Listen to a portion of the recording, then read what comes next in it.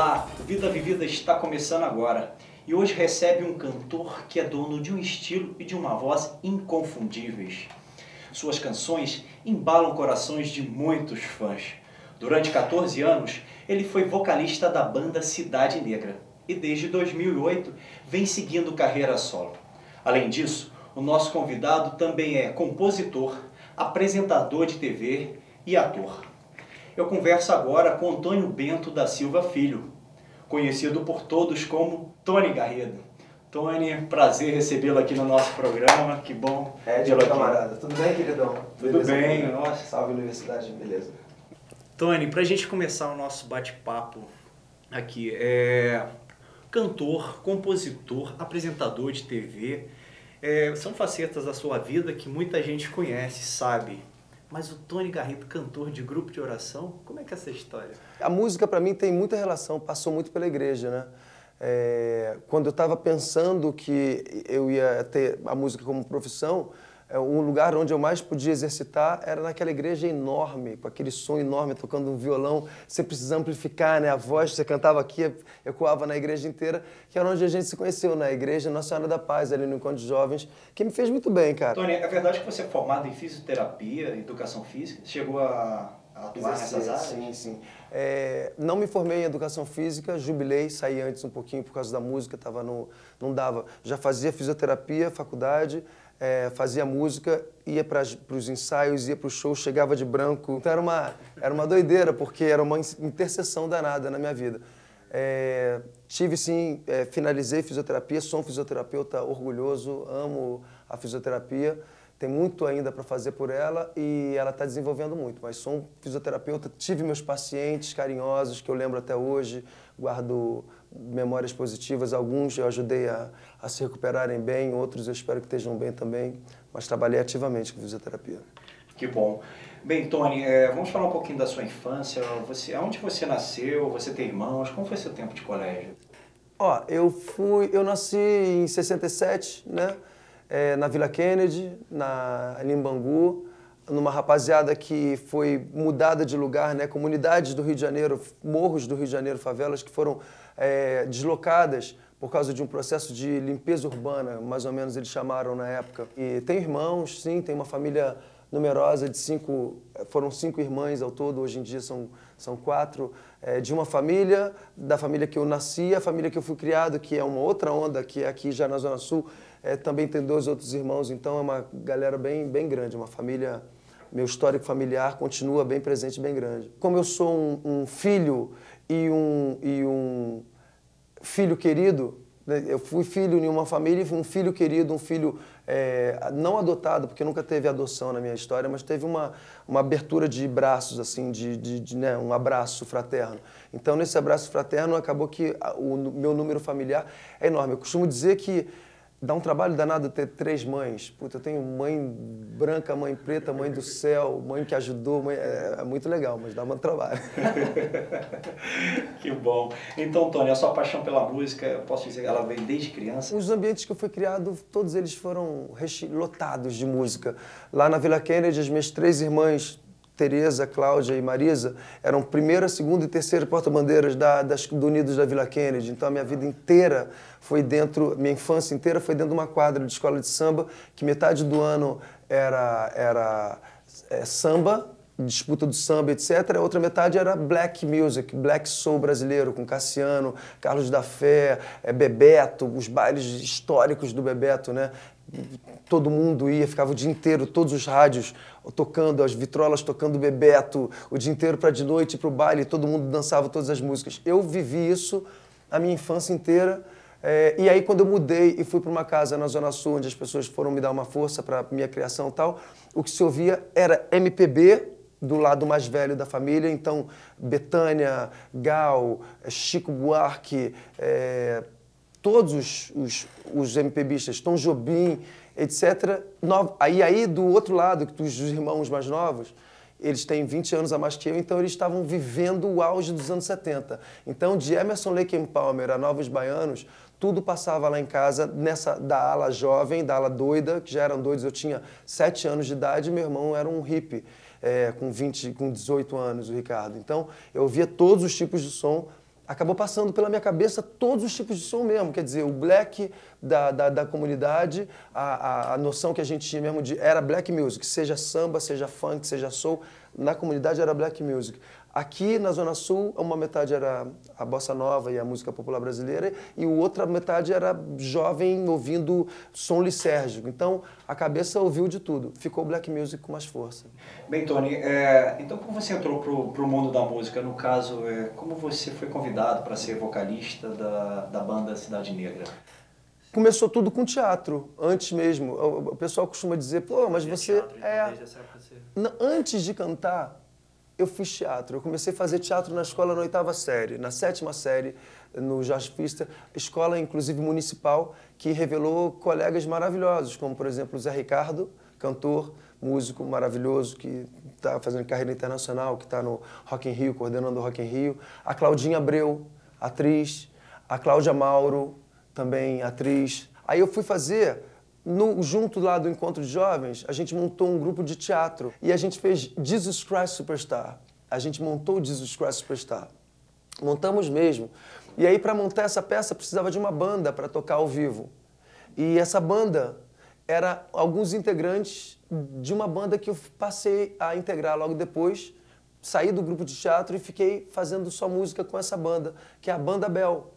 A Banda Bel, do Leléo, Cacau, Ricardo Imperatori, em 89, a gente se juntou, 88 para 89, fiquei até 6 anos na Banda Bel, e depois, 6 anos depois, quando estava na Banda Bel, um dia, de tanto fazer show no Circo Voador, abrir show para a galera, para o Jorge Ben, que na época ainda era Jorge Ben, para o Barão Vermelho, para outras galeras, um dia o Cidade Negra ficou sem cantor, o Bernardo, o Raz Bernardo, saiu, enfim, a banda teve um motivo de abertura, e aí o Raz continuou a carreira dele e pintou uma vaga de cantor no Cidade Negra. Lembraram de mim e me ligaram. Então a gente vai falar mais de Cidade Negra, depois na sequência. Tá bom. Enquanto a gente vai pro intervalo, a gente vai ficar com o Tony aqui. Toca uma música pra gente, Tony.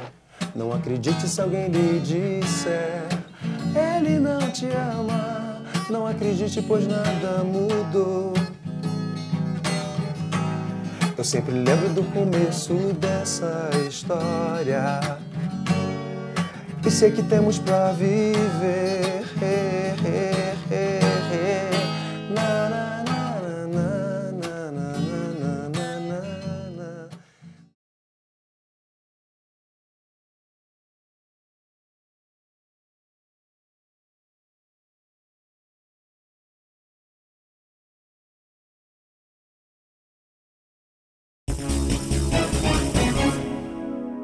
Vida Vivida está de volta e hoje conversando com o ator e cantor Tony Garrido. Tony, no bloco anterior nós falávamos da sua entrada para o Cidade Negra e você continuou se destacando à frente do grupo e, enfim, em 96 você embarcou um grande sucesso que foi o álbum Herê, né? Vocês receberam, emplacaram o CD duplo de platina. Como foi? Foi o primeiro sucesso, o grande sucesso da carreira? Você sabe que antes, Ed, aquele momento que não é treinado nem nada. Ó, você sabe que antes do Herê teve Sobre Todas as Forças, que até mesmo pra mim é uma surpresa. Eu nunca tinha visto um álbum que tocasse todas as faixas. Eu tive o prazer de participar de um álbum onde todas as 10 faixas do álbum foram executadas nas rádios. Obviamente que isso gerou pra gente uma possibilidade enorme de trabalho. Esse disco de cara, que foi o primeiro dessa formação de Cidade Negra, na época vendeu 850 mil discos de cara. Foi o Sobre Todas as Forças. Sobre Todas as Forças. E hoje em dia já tem 1,5 milhão. De lá pra cá já continua vendendo até hoje. Independente de qualquer coisa, era um trabalho com muita consistência.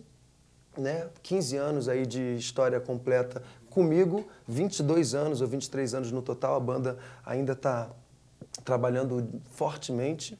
É uma amizade de muitos anos que reverteu em trabalho. O trabalho é tão justificado que reverte numa volta a uma amizade e que reverte a um trabalho de novo. Então fica essa grande loucura de marido e mulher, né? Vai, volta. Ai, que bom. Você tem alguma música desse CD? Dá assim, ó.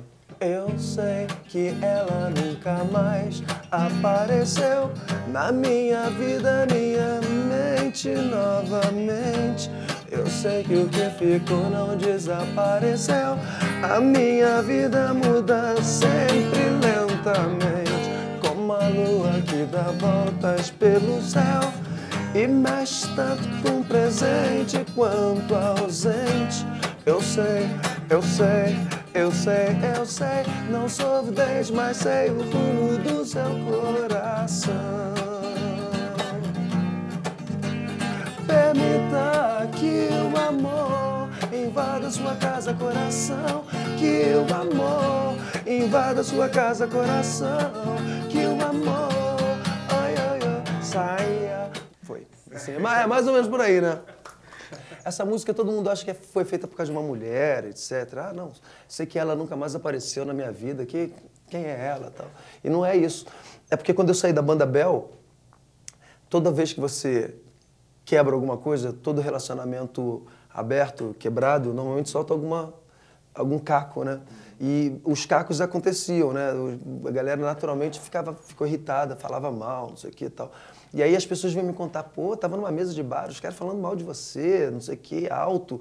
Aí eu falava assim, aí um dia eu parei, depois de ouvir 20 vezes isso, que estavam falando mal de mim alto numa mesa de bar, eu cheguei, sentei e escrevi. Eu falei assim, não, essa maldade não vai me alterar, não vai entrar em mim. Essa árvore da maldade que joga essa sombra não vai me encontrar. Eu não vou ficar debaixo da sombra dessa árvore. Por isso é que a sombra da maldade. Ela nunca mais apareceu na minha vida, na minha mente novamente, a maldade, a sombra dessa árvore da maldade. Aí permita que o amor invada a sua casa, o seu coração. Mas então, a oportunidade de falar, não é de mulher, gente. Ela não significa ela. A sombra da maldade. Bem, Tony, vamos falar agora um pouquinho do Tony como ator. Né? Em 99, você atuou no filme do Kaká Diegues, Orfeu do Carnaval. Além de atuar como protagonista, você também cantou a trilha sonora, né? Conta pra gente, como foi essa experiência? Foi seu primeiro trabalho, assim, como ator no cinema? Não, já tinha rolado outras pequenas participações. Era assim, Ed, todo mundo independente, naquela época que a gente se conheceu. Você tinha uma banda, quando você queria fazer, por exemplo, um show, não tinha dinheiro para montar um cenário, não tinha como você... Então, todo mundo fazia as suas próprias coisas. A gente montava o equipamento, montava cenário e cantava, e depois desmontava e tal. Uma das coisas que faziam pra gente era assim, tinham meninas que acompanhavam, atrizes que acompanhavam. Então, temos um show no Teatro Ipanema. Elas se mobilizavam para fazer um cenário. Uma delas curtia cenografia, não sei o quê, e ela fazia um cenário. Então sempre teve essa brodagem. Em relação a isso, quando tinha um filme, por exemplo, que elas precisavam de elenco, de casting e tal, que elas estavam fazendo produção de elenco, elas ligavam para a gente também, e a gente ia lá e fazia as coisas tudo de graça, tudo na moral. Então já tinha feito algumas participações em alguns filmes que já tinham me chamado, comerciais, que eu já tinha feito isso, sim, trabalhando mesmo. Então já estava mais ou menos ali fazendo umas coisas. O Orfeu foi o primeiro longa, o primeiro personagem que eu tive que me virar um personagem sério, um personagem bacana. Foi o primeiro que eu considero. Eu tinha feito pequenas pontas em alguns outros filmes internacionais, inclusive. Tinha muita produção que vinha para o Brasil, filmar no Brasil, e a gente sempre era incluído nessas. Mas o Orfeu realmente... E o Orfeu tinha uma pegada forte que era... Cara, era a história do Kaká, né? A vida do Kaká passa muito pelo Orfeu. Ele conheceu, a primeira peça que ele viu na vida, do Kaká Diegues, ele foi com o pai dele assistir